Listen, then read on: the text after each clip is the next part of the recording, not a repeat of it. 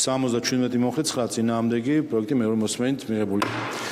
დაჩქარებული წესით და მეორე მოსმენით დღეს ქართულმა ოცნებამ დაამტკიცა კანონი, რომლითაც მთავრობის ნაცვლად კულტურულ მემკვიდრეობაზე პასუხისმგებლობა თბილისის საკრებულოზე გადადის. კულტურული მემკვიდრეობის ძეგლზე სამუშაოებისთვის სამშენებლო ნებართვების წესს მთავრობა აღარ დაადგენს. დღეს ეს კანონი პარლამენტში დავის საგნად იქცა. რომ არა ოპერატიული, არამედ ხარისხიანი განხორციელება არის ყველაზე მთავარი. ნოდარ დუმბაძეს ჰქონდა ესეთი ფელეტონი, ძალიან ცნობილი ფელეტონი, ვაშენებთ სწრაფად, იაფად და 3 წერტილი. ხარისხიანად წვიმას ჩამოერეცხა.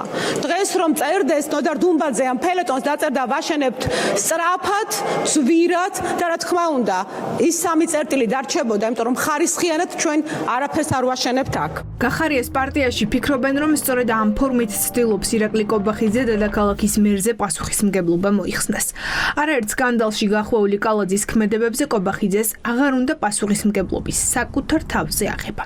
დრემდე კულტურული მემკვიდრეობის ძეგლის სტატუსის შენობებს თბილისში, რასაც ანგრევდნენ ან რეაბილიტაციას უტარებდნენ, მთავრობის თანხმობა სჭირდებოდა. გახარიას პარტიის განცხადებებს დღეს პარლამენტში ფონად ოცნების წევრების შეძახილები და ხმაური გასდევდა. პრაქტიკულად ხედავთ იმას, რომ ირაკლი კობახიძე ირიდევს პასუხისმგებლობას კახი კალაძის საქმიანობაზე. ვაღიარებ, რომ მესმის, იმიტომ რომ შეუძლებელია და რთული აიღო პასუხისმგებლობა დედაქალაქის მერზე, რომელიც თავად აცხადებს, რომ ის არის პასუხისმგებელი მხოლოდ საკუთარ თავზე. თურმე ეს ესე იგი პირდაპირ სასწრაფოდ ვეჩქარება და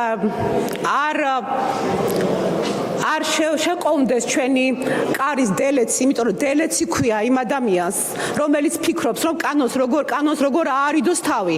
რატომ არ იჩქარეთ და არ ჩქარობთ, რომ ნახევარი თბილისის, აი ეს ძველი თბილისის ეს უბნები ჩამონგრეულია, აქამდე რატომ არ გიჩქარიათ? ეხა რა შეეხება?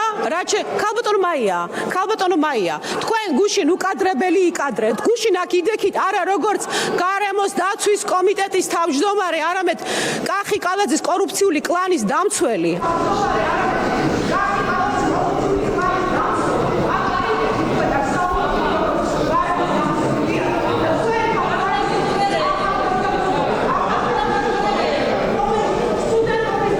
რატომ ცვლიან კულტურული მემკვიდრეობის ძეგლების შესახებ კანონს დაჩქარებული წესით?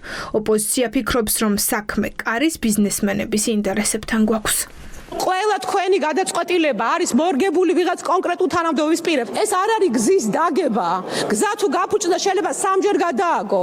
ეს ეხება კულტურული მემკვიდრეობის ძეგლებს და თუ კულტურული მემკვიდრეობის ძეგლი გაფუჭდა, დაზიანდა ფრესკა, ბალუსტრატი, რა ვიცი, ჩუქურთმა, ეს არის შეუქცევადი ზიანი. რა გაჩვევთ, ხალბატონო კოლეგა, ესე რამ გაგაბრაზათ. წარმოდგენილი კანონპროექტი მიზნად ისახავს სტიმულირებას იმ და ეფექტური მექანიზმის შემოტანას კონკრეტულ პროექტთან დაკავშირებით, რომელიც იქნება დაკავშირებული კულტურული მემკვიდრეობის რეაბილიტაციასთან, ის ბრალდებები, რომ თითქოს პრემიერ-მინისტრს უნდა პასუხისმგებლობის თავიდან არიდება, რა პასუხისმგებლობის თავიდან არიდებაზეა საუბარი.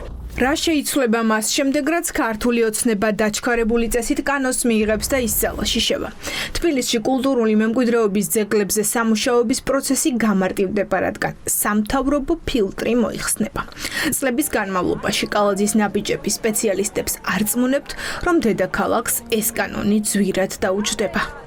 თბილისს აქვს ძალიან მძიმე გამოცდილება, თქვენ იცით რომ დამახინჯებულია ეროვნული იერსახე, ბევრი გადაწყვეტილებებია მიღებული, რამაც გამოიწვია ურბანული ქაოსი ქალაქში და მესამე დაამნიშნელოვანი არის ის, რომ ფაქტობრივად მოშლილია ინსტიტუციური ბალანსი ქვეყანაში, ხდება პრაქტიკული რისკები, რომ ეს გადაწყვეტილება გამოყენებული იქნეს იმისთვის, რომ დაიკმაყოფილონ თავიანთი პოლიტიკური ინტერესები, კომერციული ინტერესები. ესეთი გადაწყვეტილებები შეიძლება საბოლოო ჯამში კალაძის ესედაც დამძიმებულ პოლიტიკურ მემკვიდრეობას კიდევ უფრო მძიმე ტვირთად დააწვეს. მუნიციპალიტეტისათვის უფლებამოსილებების გადმოწერა და გაფართოება პასუხისმგებლობის არის სხვა არაფერი თუ არა კობახიძის და ქართული ოცნების მთავრობის გაქცევა იმ პასუხისმგებლობის არეალისაგან, რომელიც მათ კანონმა ძალიან კაფეოდ განუსაზღვრა. ამ ძეგლების აოხრების ძალიან დიდი გამოცდილების მქონე კალაძეს ახლა უფართოებენ უფლებამოსილებებს ისე რომ არავის გახსენების აღიარებია ის კულტურული მემკვიდრეობის ძეგლები, რომელიც